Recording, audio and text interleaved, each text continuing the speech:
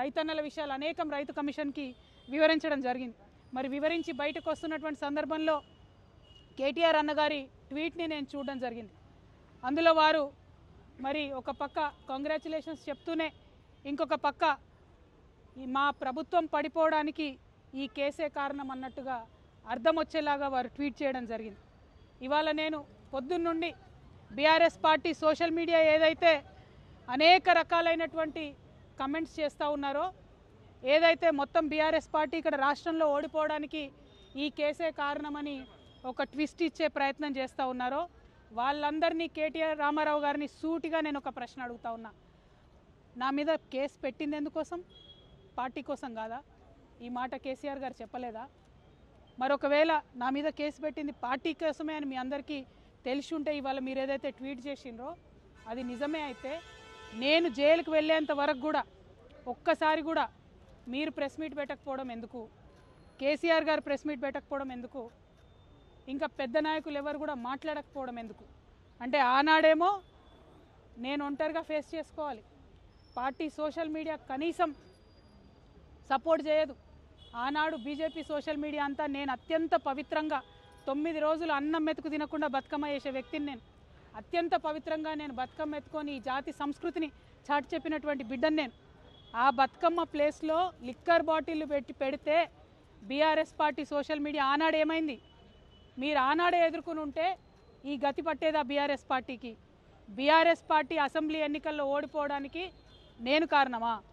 ఒక్కసారి ప్రజలు కూడా రివైండ్ బటన్ దయచేసి నా కోసం ప్రెస్ చేసి ఆలోచన చేయాలి. ఆనాడు ఉన్న అంశాలు ఏంటిది? ఇండ్లు ఇవ్వలేదన్న అంశం, ఉద్యోగాలు ఇవ్వలేదన్న అంశం, దోపిడీదారులకు టికెట్లు మార్చమని ఎంతమంది మొత్తుకున్నా మార్చకుండా వాళ్ళనే మళ్ళీ ప్రజల మీద రుద్దాలనేటటువంటి చేసిన ప్రయత్నం, ఈ అంశాలు కాదా ఆనాడు చర్చలో ఉన్నాయి? అన్నిటికన్నా ఎక్కువ అహంకారం అనేటటువంటి అంశం కాదా చర్చ? ఇవాళ వచ్చినటువంటి తీర్పుని అనుగుణంగా మలుచుకొని బీఆర్ఎస్ పార్టీ ఓటమిని నా మెడలో వేయాలని చూస్తున్నారు. ఇది కరెక్ట్ కాదు. కేటీఆర్ గారు, మీరు ప్రజలకు జవాబుదారీగా ఉండాలి. You are living in a denial my dear brother. Accept the fact, understand what has happened during that election, take steps accordingly, fight it out in people. Do not blame me for this. Whereas the party supported me. 3 years of the cases, did party social media support me? ఇవాళ పొద్దున్న నుండి సన్నాయి నొప్పులు నొక్కుతున్నారు. పెంపకానికి వచ్చిన court తీర్ప ఏందో అడ్డమైన రాతలు నేను ఆ సోషల్ మీడియా చూడను. దీనివల్లే బీఆర్ఎస్ ఓడిపోయింది అంటున్నారు.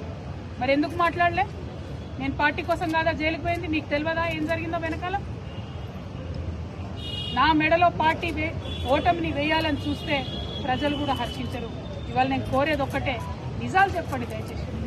నేను ఆనాడు నిజమే చెప్పినా నాకు సంబంధం లేదని ఇవాళ న్యాయస్థానం కూడా నా నిజాన్ని సమర్థించింది. రేపు 2 నెలల్లో నేను కొత్త పార్టీ పెట్టబోతా ఉన్నా. ఆ దేవుడు ఆశీర్వాదంగానే ఇవాళ తీర్పు వచ్చిందని చెప్పి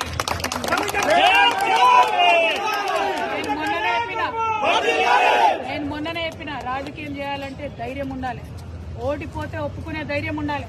నిజామాబాద్లో నేను ఓడిపోయినాడు ఒకటే మాట చెప్పిన, ప్రజలు ఇచ్చిన ఏ తీర్పునైనా శిరసావిస్తా అని చెప్పినా తప్పితే కారణాలు వెతకలేదు.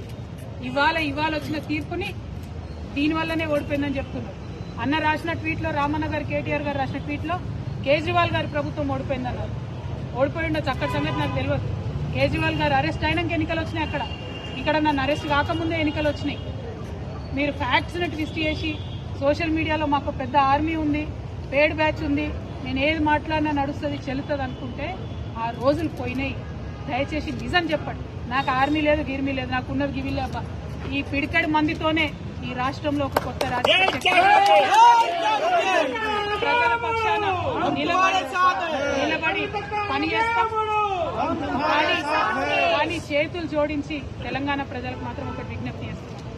ఒక ఆడబిడ్డ కష్టంలో ఉన్నప్పుడు అడ్డమైన పేర్లు పెట్టి, అడ్డమైన టైటిల్స్ పెట్టి, సోషల్ మీడియాలో నాలుకకు ఎంత వస్తే అంత మాట్లాడినటువంటి అడ్డగాడిదలు మాత్రం సమయం వచ్చినప్పుడు బుద్ధి చెప్పాలని ప్రార్థన చేస్తూ మీ అందరి దగ్గర సెలవు తీసుకుంటున్నా. Thank you. జై తెలంగాణ. జై తెలంగాణ. జై జాగృతి.